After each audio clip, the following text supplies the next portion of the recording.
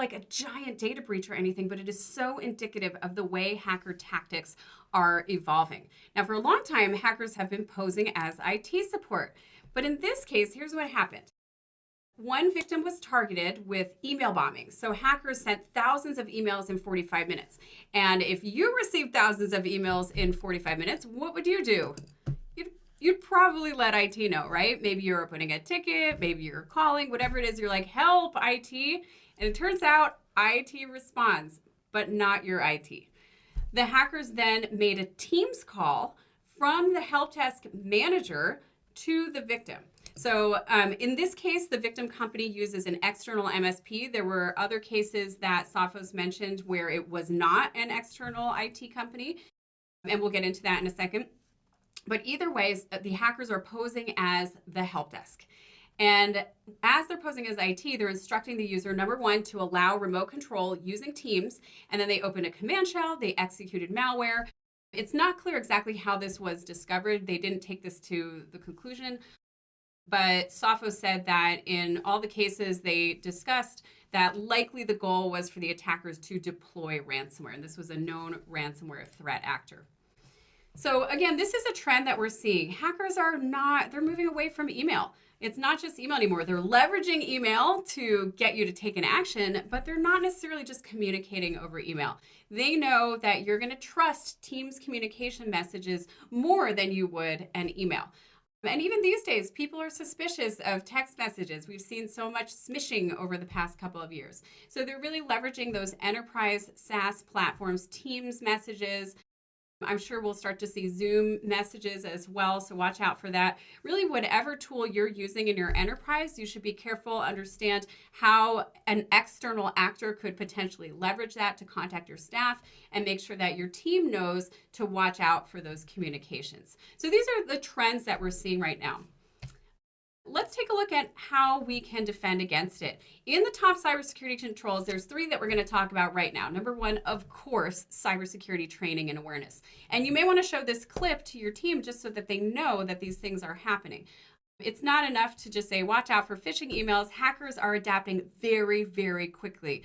And again, AI is a big part of that. We'll also touch on secure cloud configuration and incident response and recovery. So here, what can your team look out for? Well, if you look at that call from the help desk, just like in a phishing email, where is it coming from? Matt, I know I'm squinting here because it's a little blurry. This is from the Sophos report, but it's not coming from an internal user in your organization, right? What should people be looking out for? Right, so the same as you'd look for like a strange phone number coming in, or with like a phishing email, an odd email address coming in, you want to make sure that you're looking at who you're actually getting the communication from.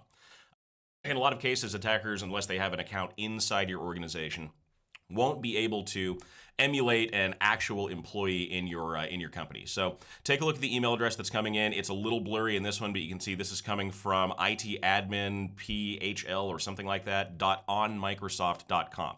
That usually means that this is a trial Microsoft tenant. It doesn't actually have a domain associated with it. But look for little things like that, little inconsistencies that would lead you to believe that this is not coming from someone who is actually authorized to be communicating with you in this way.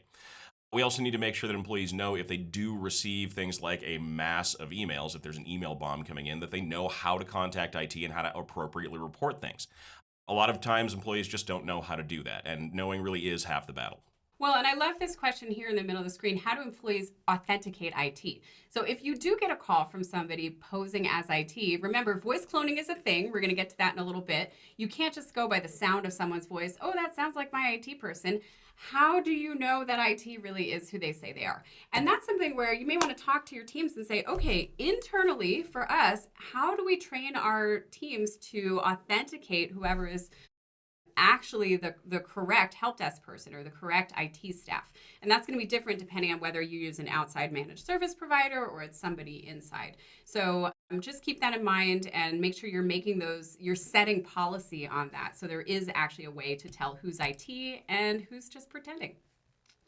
All right, but it is possible to make it so your cloud doesn't even accept external messages, right, Matt? Yeah, and in a lot of cases there are, if not everyone in your organization, there are certain employees that probably won't ever need to receive a direct external Teams phone call. Some people might, you can set that via policy, but take a look at those default configurations. Right out of the box, in a lot of cases, Applications like Zoom or WhatsApp or Teams can accept calls from pretty much anyone. And if that is the case, then, well, as is fairly obvious, anyone can be calling in pretending to be someone in your organization. So take a look at the configuration, make sure that if you don't need to be receiving external Teams calls on a regular basis, that you disallow that via policy.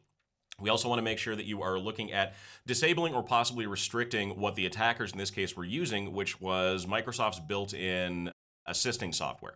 So they would either use file sharing through Teams, or they would have the user install a program from Microsoft called Quick Assist. It's managed service provider software. It gives them complete access to the computer system, and this is how the attackers were able to really cement their foothold. But again, fully review your cloud configurations and make sure you're keeping it as locked down as you possibly can. Yeah, thanks, Matt. We used to recommend cloud configuration, particularly for 365, to make sure you had MFA deployed and that they couldn't get into your email. And now hackers are thinking way beyond email. You also need to make sure IT and security know how to react. So when they get a message about thousands of emails coming in, IT staff, be aware that this is a standard playbook that we're seeing from attackers. And again, we're going to show you what the AI tools are recommending to attackers too, just so you're aware of that. And conduct tabletop exercises that match today's threats, like scams via Teams, scams via Zoom, hackers posing as IT. All of that is really important. According to IBM's Cost of a Data Breach report, having an incident response team and regularly testing your IR plan can lead to an average cost savings of $248,000 in the event that you have a breach. So there you go. There's some ROI that you can bubble up to your executives. Thank you so much, everyone. Again, this is Sherry Davidoff, CEO of LMG Security. And I'm Matt Duran, Director of Training and Research for LMG Security. If you have any questions, please feel free to reach out at any time. We would love to hear from you. You can reach us at info@lmgsecurity.com, find us on LinkedIn, or follow us on Twitter. Thanks again for joining, and we'll see you next time.